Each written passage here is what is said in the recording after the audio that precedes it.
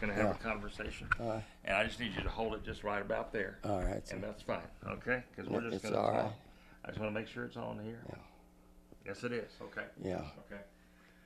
So this will be, the actual ceremony will be what day? On June the 6th? June the 6th. Okay. That's the day. Right, okay.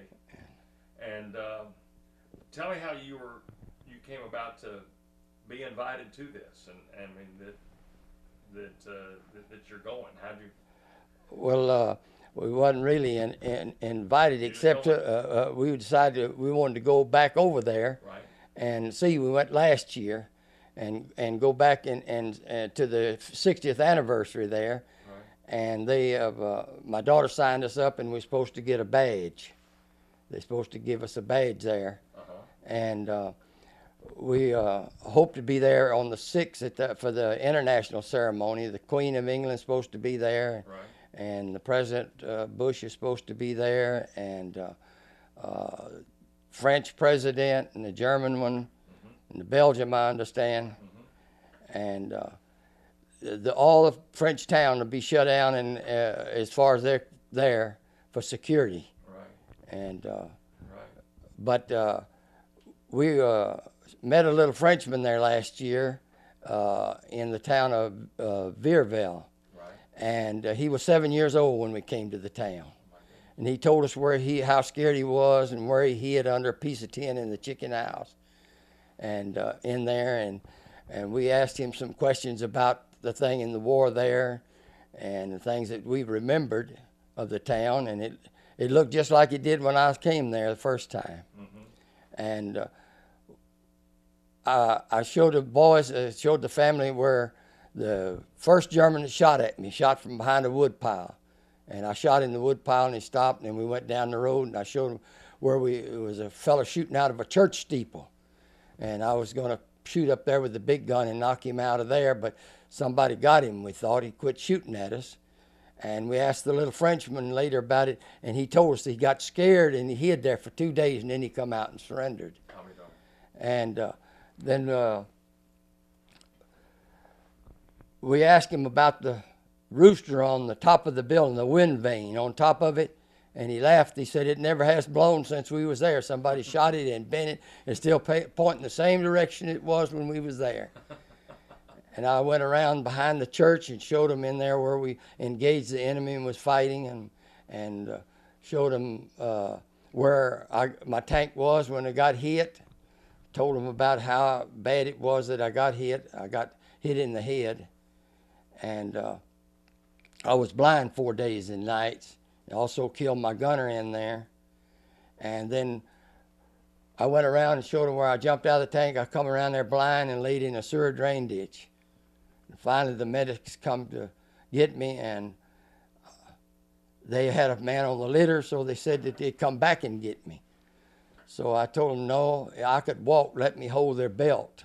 So they let me hold their belt, and they walked me and took me back to an aid station, and they gave me morphine and wrapped my head up. My eyes was burning. It had burnt my eyelashes and eyebrows off. And then they took me on back to the beach and put me in a hospital tent down there, which when I came in on the beach, this hospital tent was there. And I seen the doctors and nurses working in it, so I knew it was there, even though I was blind, and they told me it was in a tent down there. And airplanes come flying over, and a German plane. And all of our anti-aircraft went shooting up. It just felt like the earth raised up. But when all that stuff goes up, some of it has to come down. It don't stay up there. And them slugs was falling down through the tent in there. And everybody hollering and running and everything. And I couldn't see, so I just laid there real still. And then they got me and took me down in the night sometime and put us on a little boat, a little barge like, to take us out and put us on a big ship. One of them LSTs would let the ramp down and let out trucks and stuff, and then they'd put us back in there all over the floor in that thing to take us back to England to the general hospitals. Yes, sir. And I went back to the hospital, and they got the shrapnel out of my eye and got my face healed up and sent me back. And on the 28th or 9th of August, I went back to my July. I went back to my outfit, and then we continued to fight. They gave me another tank. I was a tank commander. They gave me another tank, and we went and fought in that battle I was telling you about. There, out of France, and there's a big gap, and there's thousands of prisoners, and and thousands got away from us. We didn't get the gap closed good. And then we went to going around Paris, and we went as much as 100 miles a day through there. The Germans began to run, and Patton fell in then, and he was on our right flank with his army, and I was with the 1st Army in the 7th Corps. And we went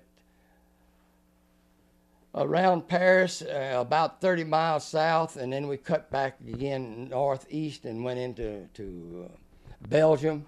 We came into Belgium there and run into some Germans there in a town. And then we went on to Liège, Belgium. And from Liège, we went to Aachen, Germany. Actually, we went through Eupen, Belgium, and came in through behind the Siegfried Line, which is where the dragon teeth are. There's supposed to be barricades to stop the tanks from coming through, but we found a hole in there somewhere or another, and we went in there into Germany. And we were some of the first troops in there in Germany. And then there was the Battle of the Forest there. We stayed there about 2 months. And on December the 11th or 12th, we went into a rest area. They pulled us off of the front line there and put us back in there in a rest area. And when the 3 days was up, we was going back to where we was supposed to have been there.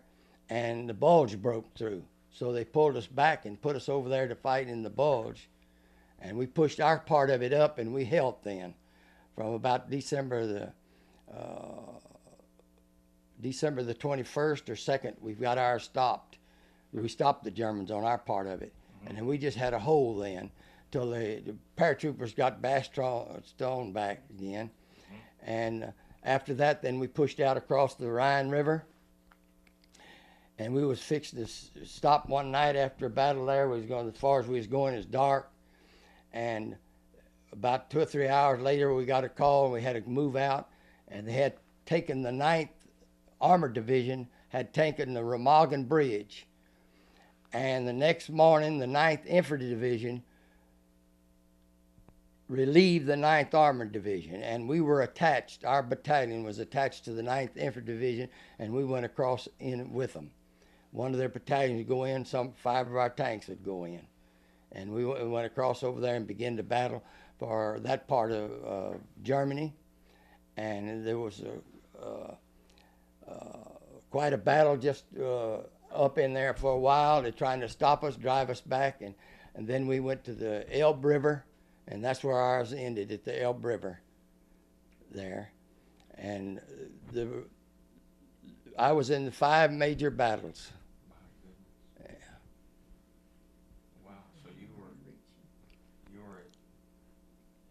Landed.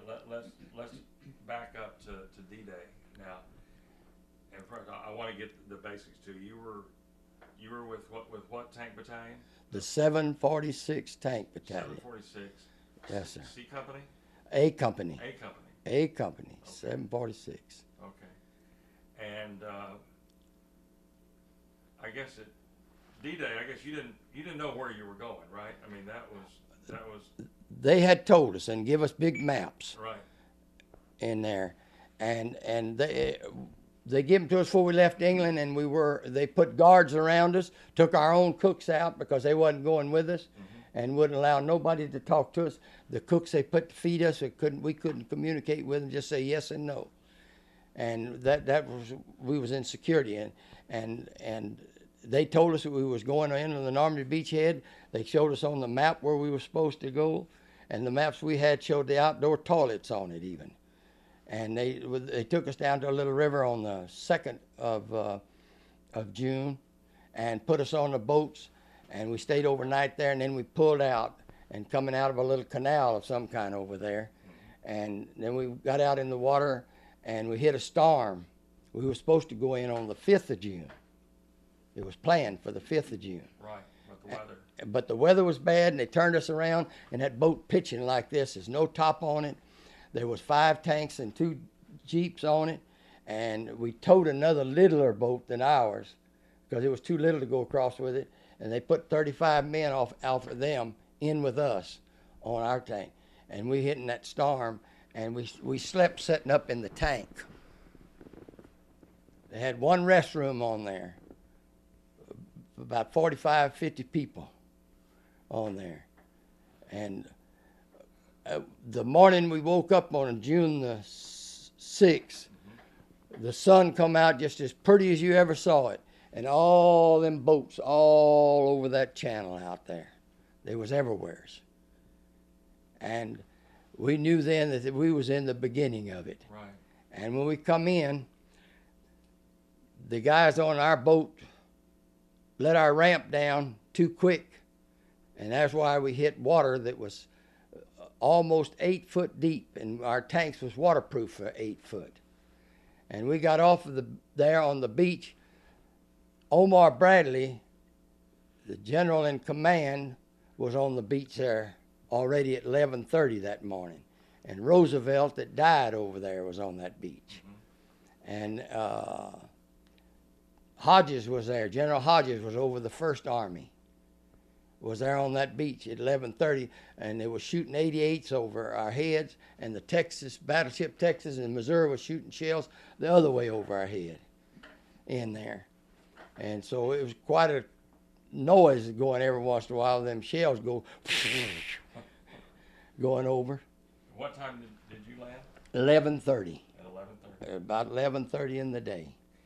You knew where you were going. You knew what. But were you all really told of the master plan that this was going to be the start of the final push through Europe to try to end the war? Were you that informed that you knew that this was an historic event you were involved in? Yes, sir. Yes, sir. We knew that this was the thing, that we was headed to Germany, and we also knew that there would be large amounts of casualties among us on this beach, because they've already experienced that going into Africa and Italy and Sicily and France, southern France. They knew had to be a high casualty rate because there was a high amount of soldiers going in there. But our objective was Saint Demergles. The paratroopers, the 4th Infantry, was to go in there, plus all their attachments. See, there was some anti-aircraft units in there got in there ahead of us to protect us from planes. There were separate battalions. They weren't part of a division either. Just battalion. That's all their job was, anti-aircraft thing. And the head command, the high command, set them out where they wanted them. Take me from when you stepped off the boat for the next 30 minutes. We sat in the water for a while because the other tanks, I couldn't get out for the other tanks. And we sat there a little while, and we was on that beach. That's what I was explaining to you. The generals was there, and I'm, of course, like a goose in a new world. I'm looking all around and watching, trying to see what's going on. And they have what they call a beach master. That was up there with a big microphone hollering, telling the boats by numbers where they come. They had all kind of fellas around in there up against an embankment for protection. And coordinating those little boats all up and down that beach coming in. This thing was all amphibious. There was no docks or piers to get off and Right. And what did you do? What did you? I was the tank commander in the tank, and I would give orders to them where to shoot at, where to drive to. The driver had just small vision. He could look around a little bit. And I left my tank lid open and stick my head out and tell them where to go and what to do. And if the shooting got bad, then I'd have to jerk my lid too. Okay. So your tank came off of the boat? Yes. Onto the beach? Yes. And you were in the tank, commanding the tank, right? Yeah. Oh, there's a 88 shell come over the top of my tank and hit the boat that I come off of. And sunk the boat that I come off of. Oh, I see. Yes, sir. I see. So, we've all seen this depicted we've seen Hollywood depict this. Yes. I guess first in The Longest Day, and then more recently in Saving Private Ryan. Yeah. How accurate are those portrayals as far as the horror of it all? Sergeant Ryan, I didn't see, Mm-hmm. but we were aware of lots of activity, more activity going on that beach than there was ours. Mm-hmm. We were lots of fun. That was Omaha. You were Utah. I was on Utah, Right. and it's flat, and that other one went up, and we could look down there and see that beach and see stuff going in there, and it was all piled up in a pile, where ours was more movement because they'd already pushed in when I got there. The 4th Infantry went right on in and was at St. Demergles. They're trying to hold it Mm-hmm. by 11:30. Right. Right. So I was lucky it wasn't, all it was shooting was artillery shell. There wasn't no small arms, you know. Right. We wouldn't had to be aware of any small arm fire. So the time span that I'm looking at this, okay, this was D-Day was June the 6th. Bulge was in December, Yes. and then you finished your mission near Berlin. We were 35 miles from Berlin. We were on the Elbe River. And when was that? That When did you finish about?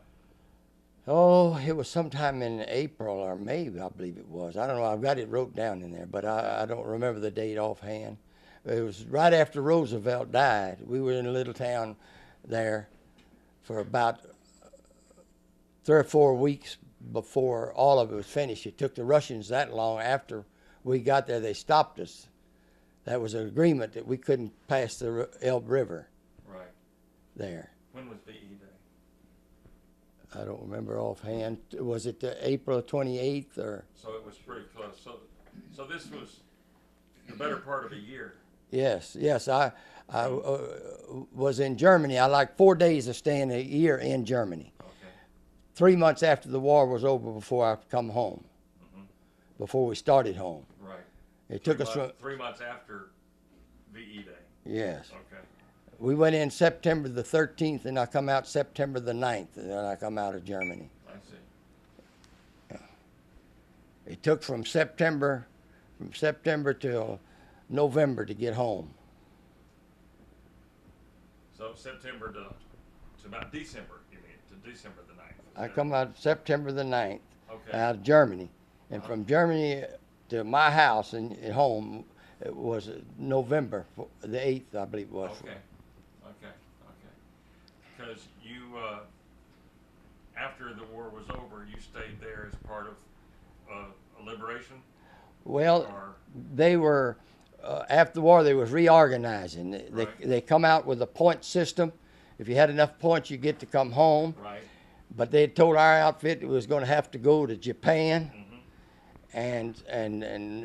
And right after that, then Japan finished up. Well, then they began to let fellas come home on point system. Right. You had to have 85. I had 88 Mm-hmm. So when did you come home? in November. In November. I got home. I got out of the army in November. In November of 1945. Yes. I see. What 60 years later, does your memory seems to still be so vivid of it all? Is that just because of the significance of what you were a part of? Do you think your memory is so keen about this? When I was home about 20 years after the war, I wasn't busy and I was working on my income tax and I did some looking around there and I got to thinking, it's 20 years since I got out.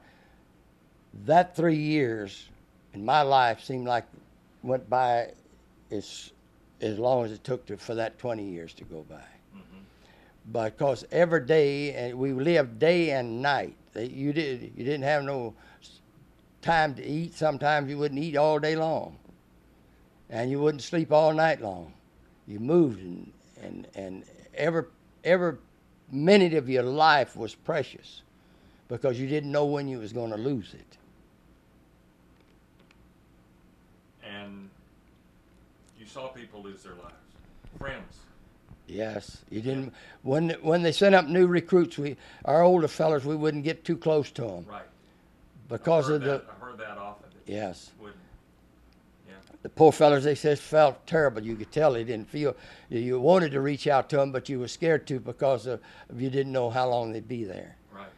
Our company had 117 men in it, and we had replacements enough to make 3 more companies if we had them all alive and wounded well at one time. Right. You talked about a little bit about you being wounded. Talk a little bit more about that, how it happened, and Well, I didn't like to have my lid on my tank closed, and so I kept mine open most of the time. And I'd stick my head up, and the first shell that shot at me went right down the side of my head, and I knew things was getting serious. And we went around there, then we really engaged the enemy, and the lid was open like that. A bullet hit it, and went through my lip and came out here at the bottom. so it's a ricochet type. A ricochet bullet went through my lip. Went in, I was talking, I guess, like usual, and it come out down here and left a little scar down there. And I got me a periscope then. They have them in the top of in my lid. When I close it, I can turn them around and look. Well, I held it in my hand and stuck it up there like that. And they shot that top 2 inches off in my helmet. And that thing is like a cutting torch. It burns through metal. It'll burn through 3 inches of iron. And this thing had a plastic rubber and glass to the top of it. And it burnt that off, and it's what was in my eye. There's some inside of my temple here, some in top of my head. There's a piece in my hand, 2 or 3 here in my hand, where I was holding the periscope and looking through the periscope there. And my eyes would go shut, and I could open them, and I couldn't hold them open. I seen what it was, so I said, well, I'll get me another. I hollered at the boys and told them I had been hit, and that I couldn't see. I don't know what, and it knocked me down and knocked me out. So I was going to get me another periscope, and while I'm down, a shell come through and blowed this side of my gunner's head off and laid him back over like that. I'm looking at him like this. And he's laying up there. And I told the boys that the gunner had been killed, that they was going to have to back the tank out, and they did. They run into the bank and killed the engine. They couldn't get it started.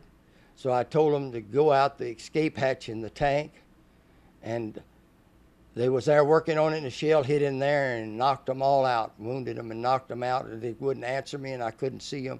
So I jumped out of the tank. I assumed everybody was dead, and there wasn't no need of me staying in there because they keep shooting at it. And I jumped out and run up to the corner, and when I did, I opened my eyes, and the guy put an M1 rifle, paratrooper, on my nose. He said, "You out of that tank, man?" I said, "I sure am. Don't shoot." He said, "Well, get in that ditch down there." I said, "I can't see no ditch." So he led me over and put me in the ditch. And I crawled up there with paratroopers laying in the ditch, fighting, shooting. They asked me, did I have any ammunition? I said, no, nothing but a hand grenade. They said, give it to us. So I gave them the hand grenade, and they throwed it over at him from where I was at. So he was that close to him, and I couldn't see him. A little while I hear Germans talking, and I asked them what's going on. And they said, well, it's probably 90 prisoners surrendered there to them while I was in the ditch. Of course, before then, I did a lot of shooting myself over there in the hedgerows over there and shot 4 or 5 rounds out of the big gun at them over there, in there. And the man that shot me, I'm 90% sure I seen him where he was at, and I was trying to get to where I could shoot him with the big gun, and that's when he hit us. It hit the tank 5 times. And when it would hit the tank, that tank weighed 32 tons, it would shake it just like you'd take a person and shake them. Goodness. Obviously, you feel very fortunate. I have to thank God. Yes. And you do that often, I'll bet. Every day. Especially now, and you get as old as we are. To allow you to live this long. Exactly. What? Take me back to when you entered the Army. What? Where were you? Where were you living? We were living in Houston. We was working in the defense plant down at the Humble Refinery, and they drafted us in there. We was already married. My oldest son is 61 years old. We've been married 63 years. And we was drafted in the Army and went to San Antonio, Texas. And they sent a train load of us to Alabama to start the 746 Tank Battalion. And we got over there in October in Alabama. And we stayed there. That was in 42. And we stayed there until 43 of August or September sometime. We went to Virginia, Camp Pickett, Virginia. And we did training there in Virginia for a while, and in January they took us to Camp Shank, New York, in January. And on January the 29th, 28th and 9th, we got on the Aquitania. 10,000 troops got on it. And on the 1st of February, we sailed, and we went to Glasgow, Scotland in 7 days. We weren't in the ship escorts.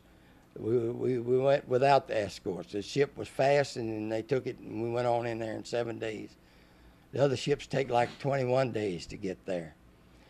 And we went from Glasgow, Scotland to Fairfield, England in February, and stayed there until sometime in the first part of May. We went down to somewhere around Southampton, somewhere in there, a little bitty port down in there, and stayed there a week or two, and then they loaded us on the ship to go. So you entered in 1942? Yes, sir. In October 1942. October 42. Yes, sir. And started your training? Started our in training. San Antonio? And then from there to Alabama. Okay, then the whole, what you just said that got you, that took you all the way up to the summer of 44. This fellow that was killed that second day, you were pretty close to him throughout the beginning of your training and all. Oh, we went in the Army together with this fellow that was killed in my tank. Mm-hmm. And so we were like brothers, you know. We'd been together for almost 2 years. Almost 2 years together there. What was his name? Arlen Wilson. And his brother, 6 months later, twin brother, got killed over there. And when we come home, they brought his body back to the States. Mm-hmm. He's buried in Apple Springs, Texas. Mm-hmm. So he was from Houston? I mean, you... He was from Livingston, Texas. From Livingston? And originally, and his mother was in, after the war, was in Apple Springs, Texas, and he wasn't married, and they brought the two brothers home and buried them in Apple Springs. I see. And there was rumors of they bringing home soldiers with dirt in the caskets, and they asked me would I look. Mm-hmm. I did. Yes, sir. He was there. Yes, sir. You were a sergeant? I was discharged as sergeant, yes, sir. Okay. But I was a gun mechanic. That was a rating for a gun mechanic. When we got into Germany, they couldn't get the guns supplies to us very good because the roads were so far back to the beach that they couldn't get the gun fixed, and they found out I could fix them, so they put me to fixing the guns, but which carried a sergeant's rating too. What do you want? What do you want people to know now? People that are distressed right now about what's going on, that are confused about how to defend our country and all that. What if you could have them all lined up in front of you? What would you tell them?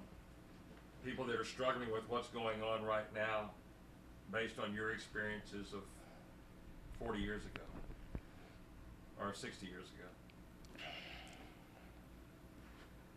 Well, as none of us likes war. Roosevelt said war is hell. And we have to have them. The Bible speaks of them. There'll be wars and rumors of war till the end of time. Right. So nobody likes them, but we have to do them. If we think anything of what we have, or our country, or anything we have, then we ought to be willing to fight for it. If you work for it, you ought to fight for it just as hard. I didn't volunteer for the Army. I was drafted, but I'm glad that I went and did my part. In our days, people didn't run off from their duty. They put them in the penitentiary or they shot them with a firing squad. And we just went to do our job, and we did it well, I think. I think that's an understatement. I think you did it very well. Wow. Well, thank you for your service. Yes. I think all veterans should be thanked. The invitation that he got was from this Frenchman. They're going to have lunch with him on the 7th of June when they're over there this year, which is 60 years to the day when he was wounded. So that's the invitation I referred to you with. They've asked him to have lunch there. It's kind of a thank you for, because he was there in that town as a small boy when the invasion came in, and I guess if it hadn't been for soldiers like them, Yeah. he wouldn't be free now, and he knew what suppression and living in oppression was. Right. Because his family was living in fear of the German occupation for years over there, and even at 7 years old, he remembers very distinctly a lot of things that were going on there. Right. In fact, he even told us he had remembered hearing them talk about the tank being shot, and it was right directly behind his house. He still lives in that house today. Wow. So, since we were there last year, they corresponded with my sister, and they wrote her a letter and invited them to have lunch at their house at 1 o'clock on the 7th, which, that's the day he was wounded, so it's kind of a historic event in my father's life, because it's kind of a thank you from the people that he actually saved, that actually was a part of liberating. Right. So that's kind of a Yeah, I forgot about that. Yeah. So you're looking forward to that lunch, huh? Yes, sir. About 11:30 that day, I remember we were some soldiers come by, them paratroopers. We seen some of them, and they jumped out of plane. They just brought with them what they could carry, and they didn't bring nothing to eat a whole lot. They brought more ammunition. And so I took some groceries off of my tank and fed them. I don't know how many of them I fed. I just busted the boxes of groceries open. I had them tied all over the tank. And I spread it out there for them. It was 11:30. I looked at the clock. It was 11:30. And then we went back around and come around to this little town. And right after that, sometimes when I got hit, it was between 12 and 1 o'clock, 2 o'clock, somewhere along in there, that I got hit that day. So he said he decided he needed to be prepared, so he loaded all the ammunition and food he could get on that tank, because that's the only transportation he had. Before we went over, they put me as sergeant of the guard. They put my corporal as corporal of the guard, and my private was a private of the guard. And so I kind of walk around to oversee them, and we watch this grocery tent there, and we watch these grocers go down there and get in that tank. All kind of cans of peaches and cans of apricots and canned potatoes and beans and pork and beans and everything. We put them in every little place that wasn't nothing in the tank. We elevated the gun as high as it would go and stacked the ammunition up underneath it. We only supposed to have 76 rounds in the floor, and you pull them out from under the floor. But we stacked these up underneath the gun like that, and we had 30 caliber ammunition. I had 10,000 rounds in there. And they told me when I come back that they had burnt the barrel. I'd burnt the barrels out of them guns shooting them, and there wasn't no ammunition left in the tank. But the company commander, when I come back, gave me a tank, and they didn't have anything to eat, so they told me. So I go to the company commander and salute and ask him about getting groceries for my tank. We didn't have nothing to eat. That the kitchen had some over there. I could see him. And he laughed, and he wasn't a fellow that laughed very often. It had to be real funny. He thought it was funny that we had all them groceries in that tank, but he said he's glad we did. He said you won't have that many again, because we fed the company 2 days, 117 men, for 2 days what of groceries I had in that tank. That's The pretty tank good. had got knocked out that day. The tank got Had knocked all out that the first food day. It had left. all that food on it. My goodness. And some of the tanks caught a fire. You know, them things held 100 gallons, 100 octane gas. Right. They used airplane gas in them things. Right. So needless to say, he went with his tank prepared to eat and shoot. Uh-huh. And we did shoot and burnt the barrel out. Of course, you wasn't supposed to have but 2 barrels, but I had 8 barrels. Whatever you're supposed to have, I made sure that I had plenty of it. And there was a lot of people that glad that you did fill that. Yeah, the captain even was glad. I bet they were. I bet they were. Yeah. What a fantastic story. It only tells a little bit of it, but it certainly gives me enough to do what I want to do. I'd like to come back out here and look at some of your stuff again. Today, or you Right mean? now, yeah. All right. Yeah, I'd like to just look at what you've got. And y'all have been married 63 years? 63 years, yes, sir. Oh my goodness. Yeah. Well, he was 23 years old when This is where I'm authorized by the government for these, and these medals are not much. They're mostly good conduct rifles or something like that, very insignificant medals, except this one. This one is the European Theater of Operations medal, and on it has a little bitty bronze star. That Right. means that a bronze arrowhead, not a star, but a bronze arrowhead. That means I went out on the beach the first day. This here means I was silver star, means I was in 5 major battles. A bronze one means you've been in 1 or 2 battles, but the silver one means you're in 5 major battles there. I also have this citation from the French government that they give all of us that fight over there for.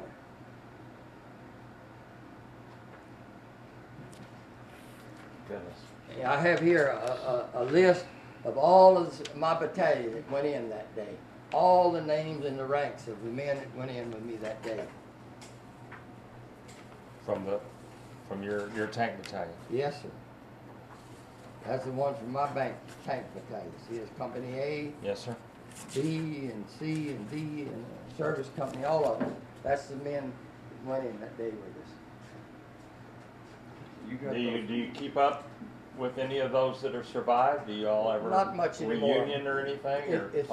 It's just about broke up. Yeah. Our doctor was a Jewish fella. He was had studied in Germany, and his son is a doctor in New York City now, and he kind of trying to hold a little bit of it together. Right. And the guy that wrote that book I showed you there Right. was there. Didn't they tell you they'll send you a letter that they're having their reunion during the time we're Yeah, they're gonna have theirs for this. I took off a German. We was fighting them, and It's not loaded. no, it's not. The clip is here. That's a This German is a Luger. German Luger. Yes, sir. That was made in 1917. Number on, what would it be, P08? P08, German Luger. Goodness. I jumped out of the tank one day and we just knocked out a mortar squad, and they was coming down the hill to surrender, and I seen it on him, and I jumped out and got it. Were these taken last year? Yes, sir. Yes, sir. This is the Burgermeister of Remagen. We met him, had an opportunity to meet with him. All those people are very appreciative, even the Germans, that they were liberated from a dictator, you know. Right. Sure. And you know, and we hear a lot of controversy about the French, you know, and Right. their feelings toward us. Well, it's people like the people in this small town that still remember, you know, what they did. It's these younger generations that don't remember that the Americans were there for them when they had nothing, you know. They would have never been, they could have never fought it out themselves because they didn't have the military might to do it, you know. They were I overthrown. visited with a man a couple of months ago who lives right down here in Burton, Robert Sweat, and I did a series with him. He was shot down over France, and he was disguised by the French from the Germans as a deaf-mute Frenchman. He was even given an identification card that said that he was a deaf-mute so that he didn't have to talk. Yeah. So they wouldn't know that he was an American and not a Frenchman. And that's how he survived for 6 months in France, with the French people protecting him from the German soldiers, because it was German-occupied France at the time. And he talked about that. He talked about the French and how much they like him. And he'd been there, and he talked to people now, and how they said this, what we're hearing now is politics. It's all politics It's now. mainly It's that head feller over there. That rascal was hooked up with a crooked deal with him over in Iraq. Right. Yeah, Yeah. right. This right. is a picture of the Remagen Bridge when we were crossing. Goodness. Of course, this is one of the towers. This is the tower on the Berlin side here. That this is That's all what's that's left left. is just the towers that are on each side. That's a picture of Daddy standing down on the Nealon as in form of shooting. Uh-huh. I was going back and forth to get supplies the first 2 or 3 days. The Take a Remagen truck was up, still standing. Still It was standing. crossing It the lasted bridge. 10 days, and I went across that bridge to get stuff to take up to the front line. And airplane come down that river, and I could see this pilot in there and see his goggles, and he dropped his bomb and he missed the bridge. And he went up like that. And when he did, I had tracers, and I could see where them bullets going, and I watched him go in his cockpit. Down he come. I don't know. You shot him down from just kneeling down by the river, by the I I M1 had an rifle's M1 a pretty good 30 rifle. caliber. 30 yeah. caliber, and he was within my range, and I could see my tracers going in the cockpit. Somebody else on the other side of the mountain might have been shooting at 30 him too. caliber machine guns, every 5th bullet is a tracer. It fires up red. Right. He took all those tracers out of a clip, put them into his M1 so that that's all he was firing. That's so all I was firing. he could identify where the bullets were going, and the other thing was he was hauling gasoline, so he figured if they were going to capture him, they'd blow the gasoline up. Shoot. Was this during the daytime? Yeah, So broad open daylight. Yeah, The the first- German, that was the big thing for them. If you're, they didn't you're recreating just about where you were. exact Yes, sir. spot.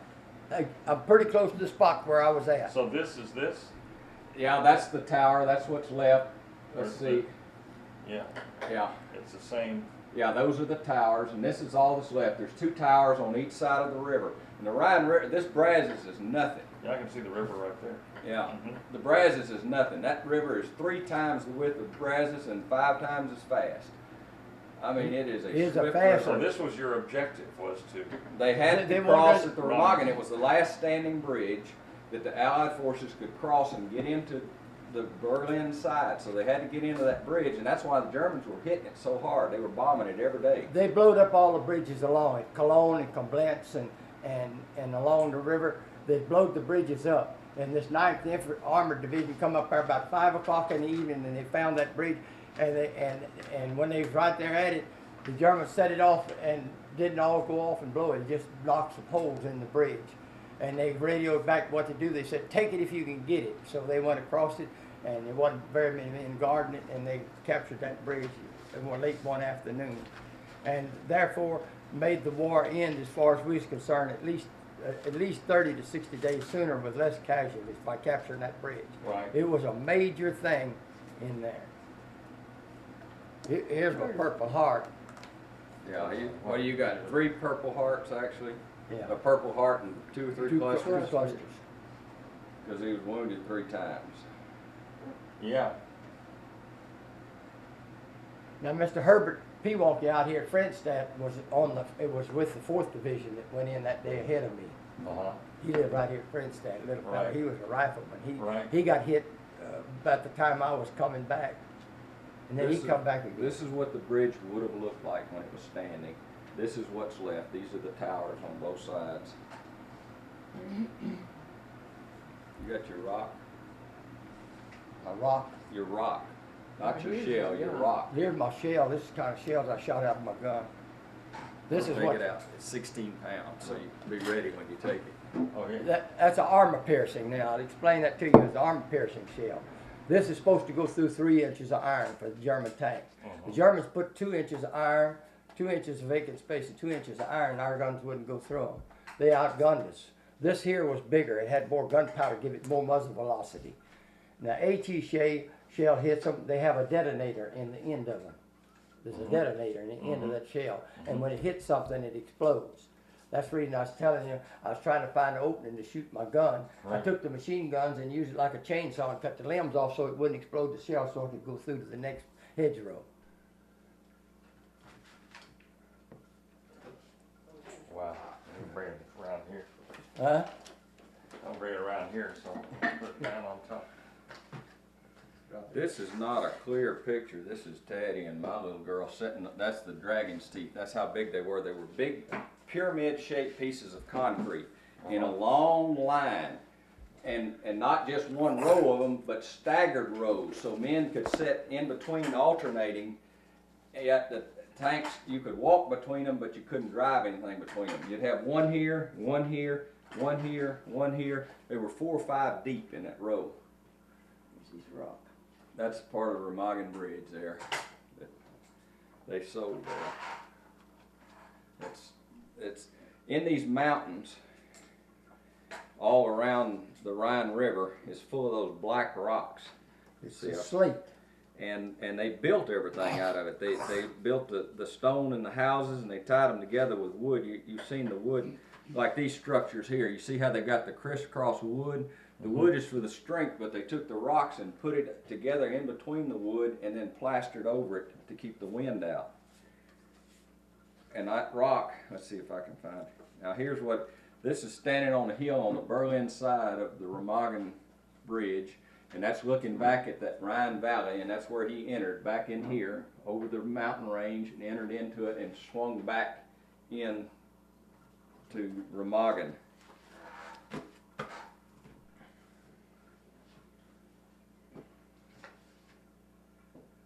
Is it near here? Is this where you're gonna be going? That's No, in this Germany. is in Germany. That's in Germany. No, he's Okay. going, this is where he's going. Tell me, yeah, Okay, got some this straight this is Veerville. okay. This is the family, and you can see they hosted us in their home for apple cider, which is it's an alcoholic apple cider. It's almost like whiskey. It's a strong, the alcohol content is. But this man was out in the field working. This red-faced fellow here. Here's Daddy standing next to him. They called him in the field, and he come out. He came up there to talk to us, and he sat there and told us everything he knew about those days when Daddy came through there. So this is the, And they this called is the 7-year-old? He was 7 years old. So this is the one you're gonna have lunch with? That's right. This is an old shed that is a newer edition of what he was hiding in. Where this car's parked, his mama had him hiding under some tin back there in a shelter. Even had a German SS soldier hiding with him. So you know they wasn't safe. They're gonna get shot at. He's gonna draw fire. The German was hiding with them. And they were hiding in that car garage. It was just a shed then, because they probably didn't have any cars. Right. And they were hiding in that shed, and right directly behind there, I hadn't been able to find the rest of the pictures. This is a tank like he was in, Sherman tank. This is the street out in front of that guy's house. These are the things you saw on Saving Private Ryan. Those were the obstacles that they were hiding behind. That's out on the beach down there. I had that thing separated there somewhere. Well, this is the weather vane on the top of the church that he told you that was shot on June the 7th. Here's the church, just like it looked the day he was there. Just like that little. Nothing has changed in that town. Even the wood pile is setting, and they moved it back a little ways off the road from where Daddy shot the German behind it. The wood pile just moved a little The bit. first engagement of combat, when the guy shot at him, he turned the machine gun, knocked the wood pile out. The wood pile's still there. It was a yearling, And then- 200-300 and then pound moved the wood cave pile. running around Yeah. I mean, that country doesn't change. Those No. people don't change. No. And that's why I say the people remember, okay, this is the house. He's coming down a road. They're going to video him this year. We didn't take a video camera. We made a mistake. But this year, my sister's going to take a video camera and video him walking down the street and discussing how he maneuvered Just exactly through where there. my tank went, where they're gonna video it this year. He entered into Veerville on a street like this. The wood pile is sitting right over here in this brush. He swung around and shot that, went up to an intersection. It was a cross. Took a right and went to that church. This is in front of the old man's house. Took a right, which is right here. He's going down this road. The church is sitting right there. That's the top of it. This is the ditch he laid in when he was wounded. The ditch is still there. The ditch is still there. The only thing is they don't use it for sewer anymore. Yeah, no. And when he said it was a sewer ditch, they dumped their sewer into it and he laid in it because there was no other choice.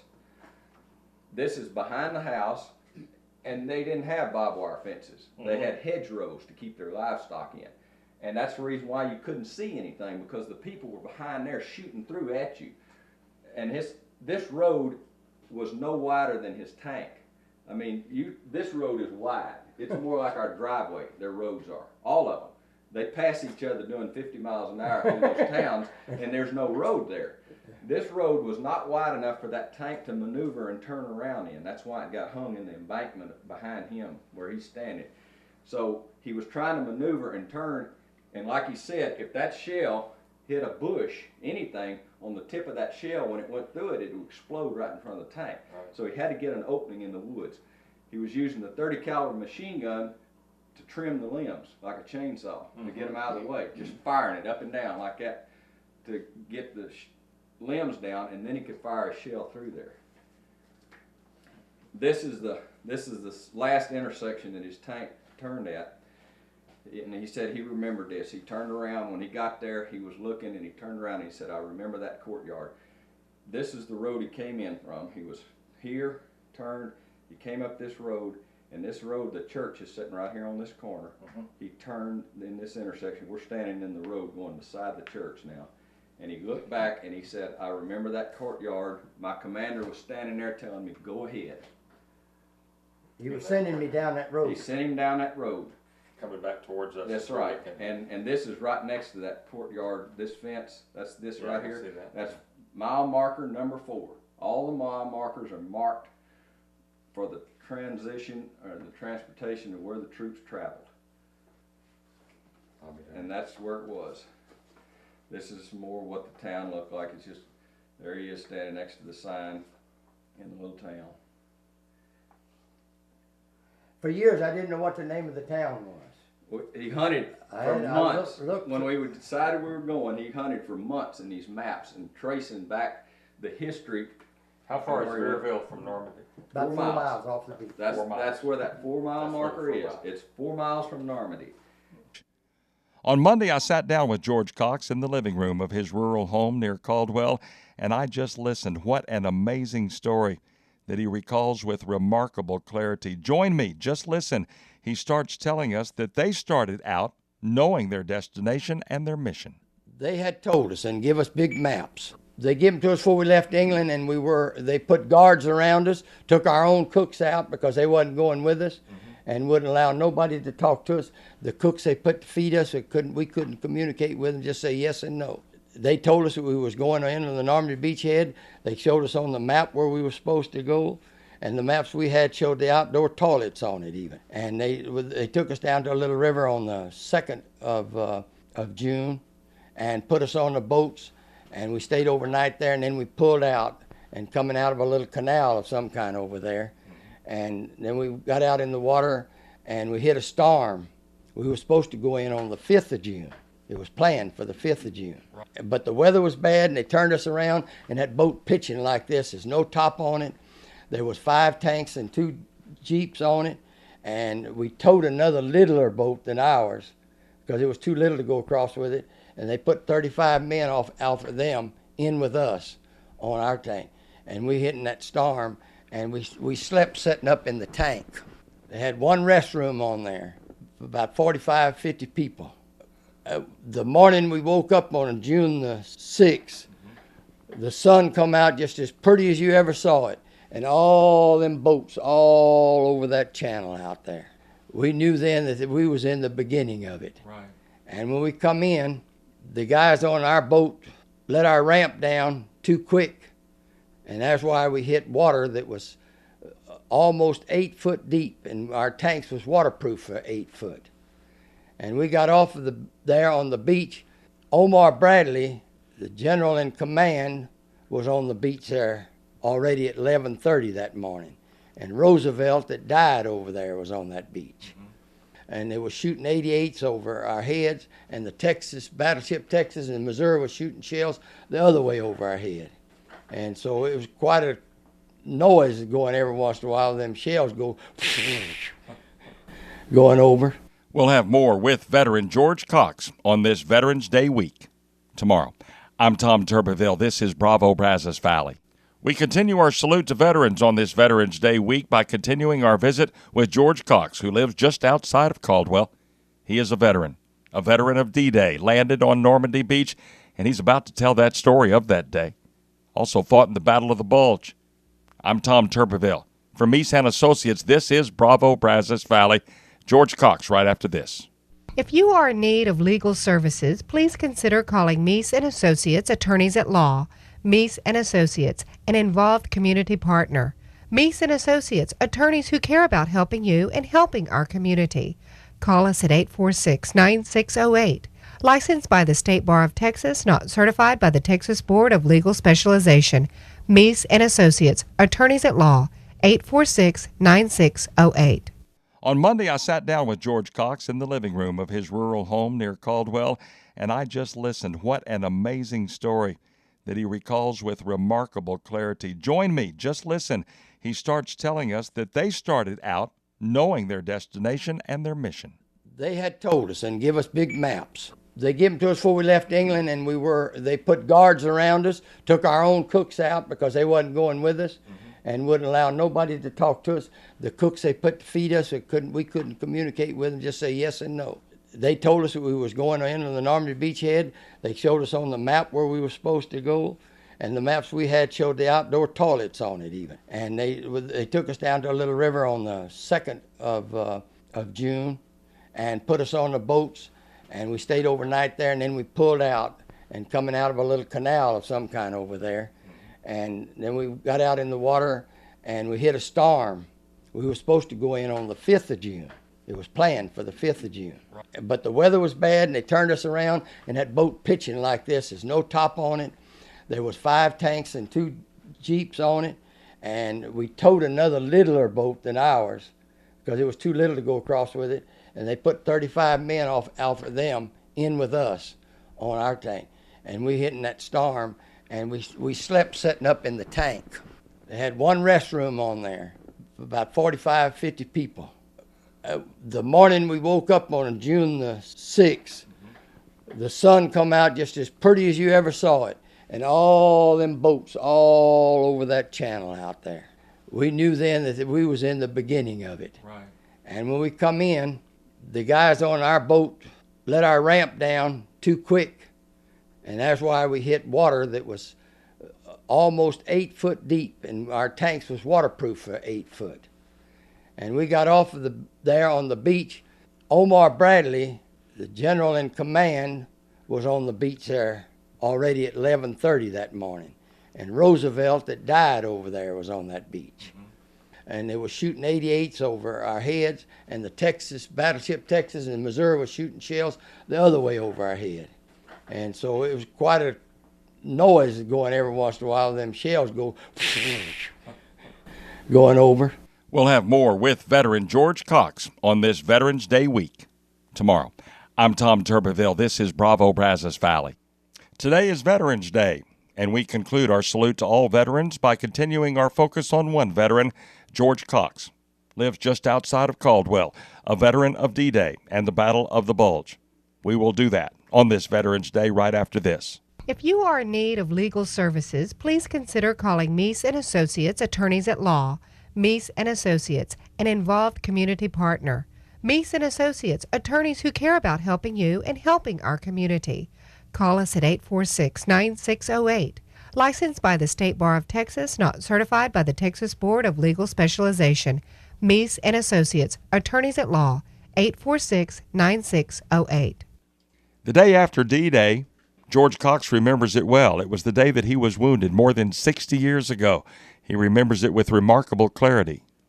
Well, I didn't like to have my lid on my tank closed, and so I kept mine open most of the time, and I'd stick my head up, and the first shell that shot at me went right down side of my head, and I knew things was getting serious. And we went around there, then we really engaged the enemy, and the lid was open like that. A bullet hit it and went through my lip and came out here at the bottom. A ricochet bullet went through my lip. I got me a periscope then. They have them in the top of in my lid. When I close it, I can turn them around and look. Well, I held it in my hand and stuck it up there like that, and they shot that top 2 inches off in my helmet. And that thing is like a cutting torch. It burns through metal. It'll burn through 3 inches of iron. This thing had a plastic rubber and glass to the top of it, and it burnt that off, and it's what was in my eye. There's some inside of my temple here, some in top of my head. There's a piece in my hand, 2 or 3 here in my hand, where I was holding the periscope and looking through the periscope there. My eyes would go shut, and I could open them, and I couldn't hold them open. I seen what it was, so I said, well, I'll get me another. I hollered at the boys and told them I had been hit, and that I couldn't see. I don't know what, and it knocked me down and knocked me out. So I was going to get me another periscope, and while I'm down, a shell come through and blowed this side of my gunner's head off. I assumed everybody was dead and there wasn't no need of me staying in there. And I jumped out and run up to the corner. And when I did, I opened my eyes, and the guy put a M1 rifle, paratrooper, on my nose. He said, "You out of that tank, man?" I said, "I sure am. Don't shoot."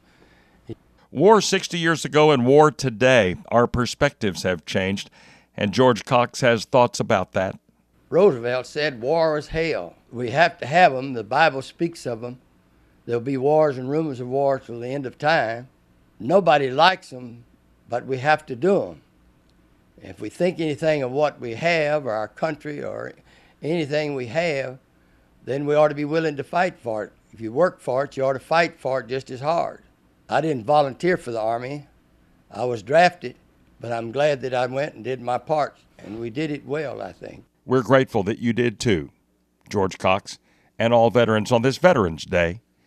I'm Tom Turbiville. This is Bravo Brazos Valley.